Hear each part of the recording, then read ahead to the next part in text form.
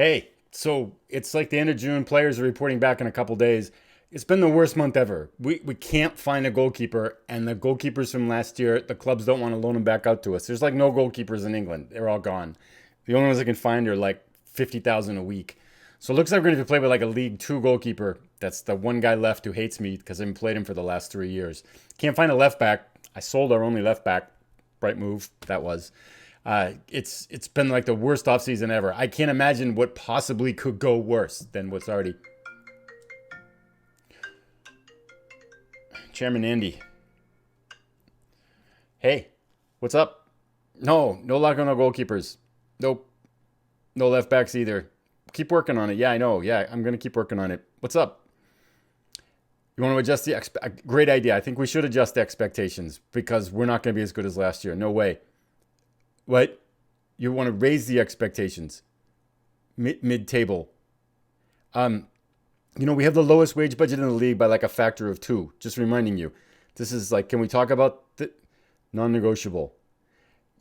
Hello? It's like the worst month ever.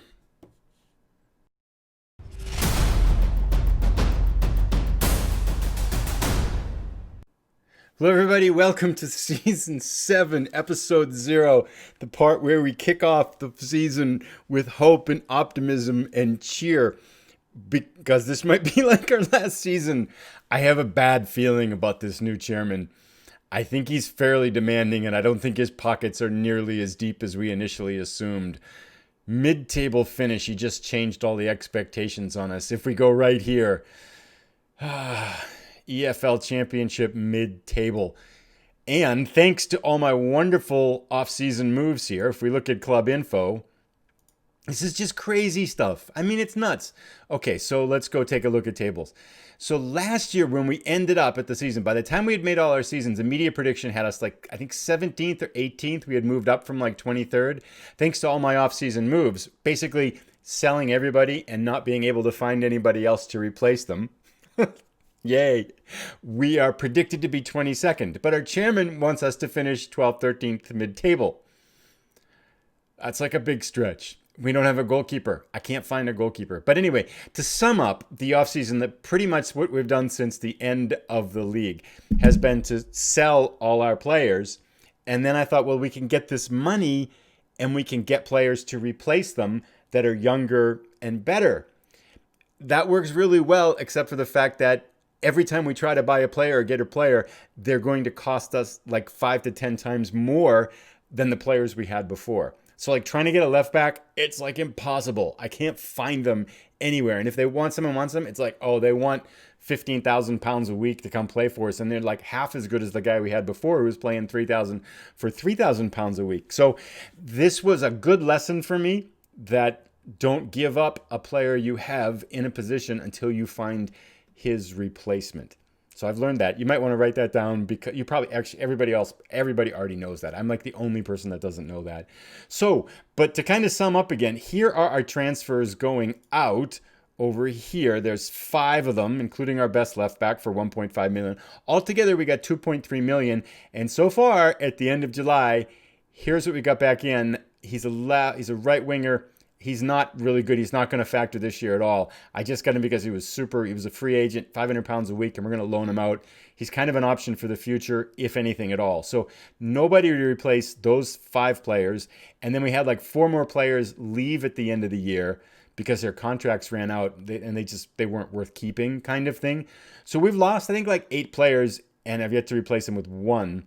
Not to mention our loans that dried up. So we have no goalkeepers. This literally right here, Zach Gcock, who is, I think he slots out at level 1 with upside. Could be eventually, someday, a decent EFL Championship goalkeeper. I mean, his numbers aren't too bad, but the only game he's played for is he gave up 3 goals once. So he's definitely not quite at to the championship level caliber, and we don't have anybody else. And every time we try to get someone, like this guy here, for example, this Michael Malia, we have him on a trial, and he looks pretty good, right? He's a decent championship EFL goalkeeper, currently operating EFL Championship later, 20 years old. He's got a little bit of an upside. Numbers are pretty good. It's like, okay, yeah, this guy at work, value 63,000. So we go offer to buy him, and they want 10 million for him. We're like, I have like 800,000 pounds in the bank. So, yeah, I can't find a goalkeeper. And the loans, I'm trying to find loans. You think, well, okay, loan in a goalkeeper. So if we go and we look for loans, wait a second, scouting, let's go to short list. Let's go to loan targets. This guy right here, Solberg from Tottenham. If we want to make an offer, Tottenham would require a playing wage contribution of £20,000 a week for him. So our 14,000 here isn't what we could get him for. There's like nobody available for loan either. It's nuts. It's like I cannot find a goalkeeper. So kind of panicking there. I don't want to sound negative, but I think with the heightened expectations and kind of the tactical errors we made in the offseason, and I have a sense that this chairman might be a little bit more demanding. I have a rough feeling about this upcoming season. Now, there's still a month to go before our first match. It's July 1st now and August 1st. So let's hang on to the towel, not panic, and kind of taking deep breaths and seeing what we have. We have 30 days to try to rescue a season. I do have a couple of transfer potentials here. I keep trying to get Pat O'Brien and Ryan Parter-Roque as our goalkeepers from last year, and the other teams are like, nope, we don't want it. We're not going to loan him out. He's going to play for us this year. So maybe at some point that might change, but I highly doubt it. I just don't think that's going to change. So if we look at for transfers, we do have this guy. I have an offer out to this guy, Rico Henry, who is 28 years old, but his numbers are comparable to O'Connor, and he wants a reasonable wage. So actually, if we could get him, I mean, he's not a player for the future because he's so old, but he would plug a hole at left back, and I think he would be functionally okay out there. So that might be okay if we can get him. And I got a pretty decent center back. I mean, technically he's a mess, but his heading, his marking, and his tackling and his positioning are awesome, and he's got good physicals.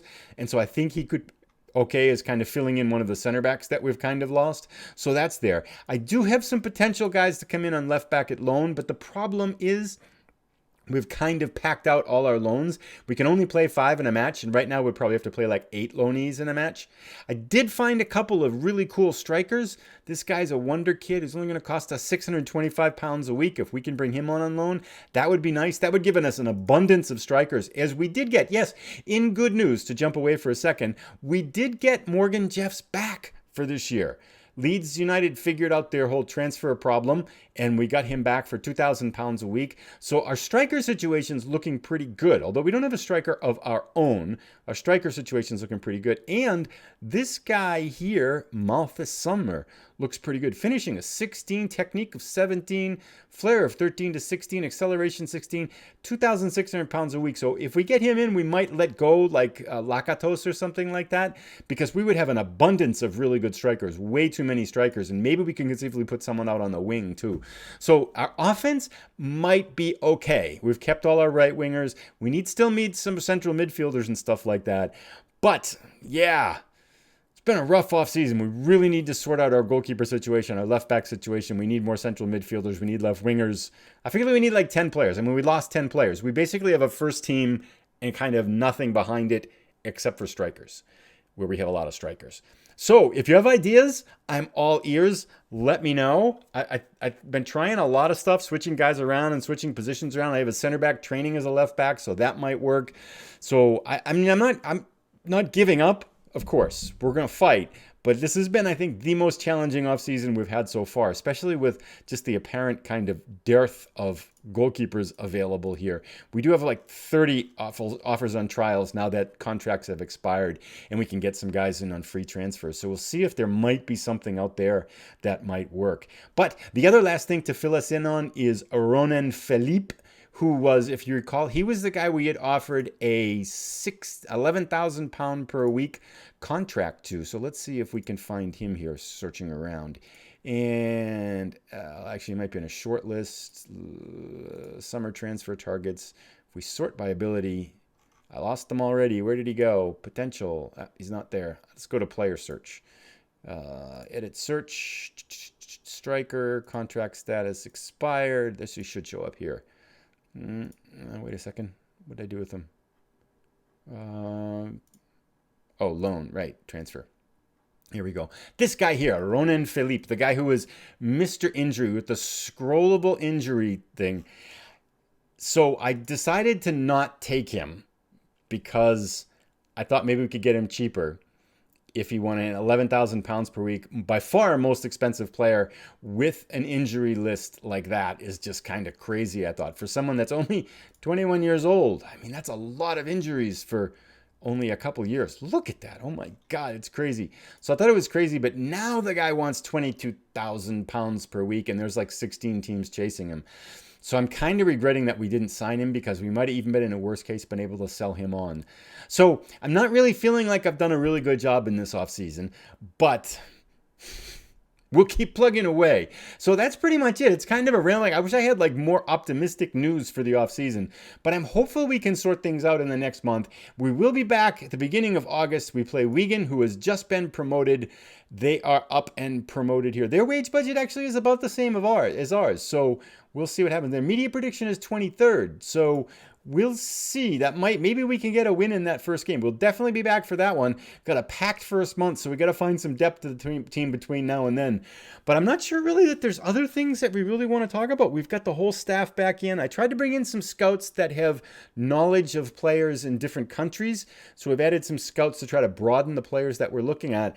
But so far, really no luck whatsoever. I'm really kind of concerned that with the new chairman, if we don't get off to a good start and we don't find a goalkeeper, that we could be in trouble here. I've got this making me a little bit nervous, but let me know what you think. What some ideas on things to try and stuff like that.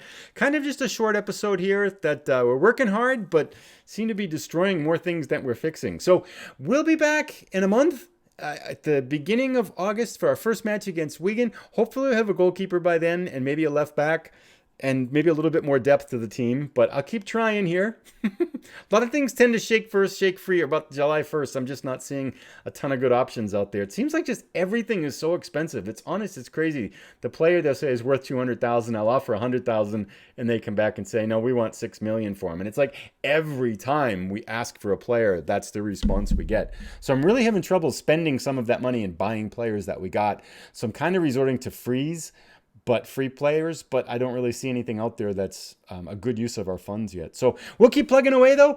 There's our super optimistic outlook of the season for starting up next year. And we'll be back for the start of season 7. Oh, boy, this could be a crazy one. Mid-table. We got it last year, but I felt like everything went right. I just don't know if we're going to have that same kind of fortune this year. We'll see you in a little bit. Thanks again for watching. If you've enjoyed the episode, please give it a thumbs up. If you've got ideas on how to save the team, please, by all means, drop them in the comments. And if you're new, please consider subscribing. We will be back for the Season 7 kickoff. Season 7 with Nuneaton in our next episode, and hopefully with a few more players on our roster. Take care, everybody. Have a great day. We'll see you in a little bit.